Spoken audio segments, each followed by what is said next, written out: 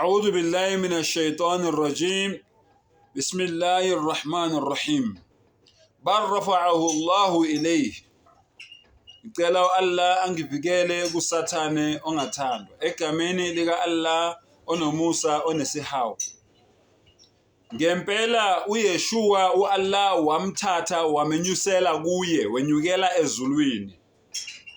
uAllah usitshela kanjalo kwiQuran ukuthi labantu laba bathe bambulala banamanga wamaqataluhu abambulalanga wamasalabuhu abazange bambethele ngisho esiphambanweni walakin shubbiha lahum kodwa uAllah wabadoma wababhayizisa babona sengathi bambulele ngoba omunye wabo washintshwa wafana naye uAllah wamsusa yena wamnyusela kuphi ezulwini.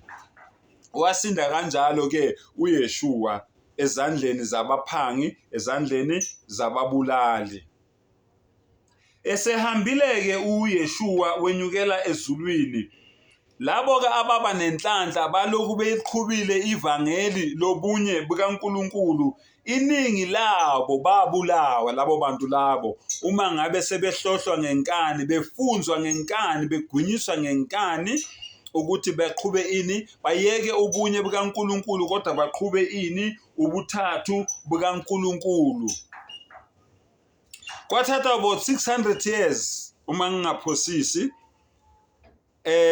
abantu sebeqalileke manje sebefakwe ngenkani ekukhonzeni manje uNkulunkulu oyisitabane, uNkulunkulu oziqu intathu, uNkulunkulu ongamadoda amathathu emntwini oyedwa. Sebebakhiphile abantu ebunyeni bukaNkulunkulu. Kulapho ke umdali manje wadecide ukuthi athumele isithunywa sokugcina emhlabeni esizobonisa abantu indlela eqondile, ogama laso kunguMuhammad, ukuthula kube naye oweza yena emva kwaJesu, oweza wazovula abantu amehlo, wazovula abantu ingqondo, wabonisa abantu ukuthi abasuke endleleni yobumnyama babuye beze endleleni yokukhanya.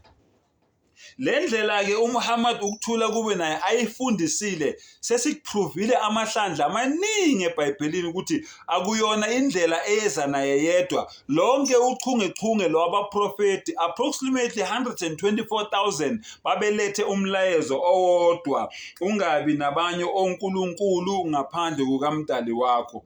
Njengoba uzwa amahubo 24, umhlaba ungokaJehova nokugcwala kwawo. Ngizomsebenzisa uJehova ngoba bamsebenzise eBhayibhelini, kodwa sesinichazele ngaye ukuthi uJehova into engekho. Kahle kahle igama lakhe uYahweh ngesiHebheru, ngesi-Arabhu Allah, ngesilokuzana ngesiGriki noma ngesiJuda uElohim.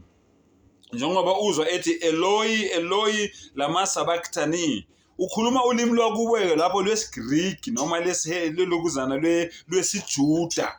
Uyayibona? Kodwa ngizomsebenzisa kuJehova. Ithini? Ithi umhlaba ungokaJehova nokugcwala kwawo, izwe nabakhileyo kulo. Ngokuba yena wawusekela phezu kwezilwandle, wawumisa phezu kwemifula. Ngubani oyakukhuphukela entabeni kaJehova na? Ngubani oyakuma endaweni yakhe engcwele na? Yilo onezandla ezingenacala, ongaphenduleli umphefumulo wakhe emangeni, nongafungi ngenkohliso. Iyona ke lento le esitshela abantu ukuthi yekelani ukuphendulela imphefumulo yenu emangeni, yekani ukufunga ngenkohliso, ukuze nidle umhlanganiso, nithwale ini, umqhele. Ngoba uMuhammad ukuthula kube naye waprofetha, wasitshela mayelana nalezi zinto lezi ezenzeka namhlanje ukuthi ngezikhathi zokugcina kuyoqhamuka abaprofeti bamanga. Namba ngempela siyababona abaprofeti bamanga. Uma ufunda incwadi kaMateyu 24 uyachaza uYeshua ukuthi kuyoqhamuka abaprofeti bamanga abayodukisa abantu ngegama lami. Hamba uyifunde nawe. Uthi bazothi phumani nangu uKristu entabeni, ningaphumi nihlale ezindlini zenu, abadukisi beyikhathi zokugcina. So iSlam inkolo eyashunyayelwa yonke abaprofeti. Akekho owachezuka ebunyeni bukaNkulunkulu. Abachezuke ebunyeni bukaNkulunkulu yilaba asebedukiswa amaRoma. Sengathi umdala ngasivula amehlo, asivula ingqondo, sibone iqiniso. Wa akhiru dawana anilhamdulillahi rabbil alamin.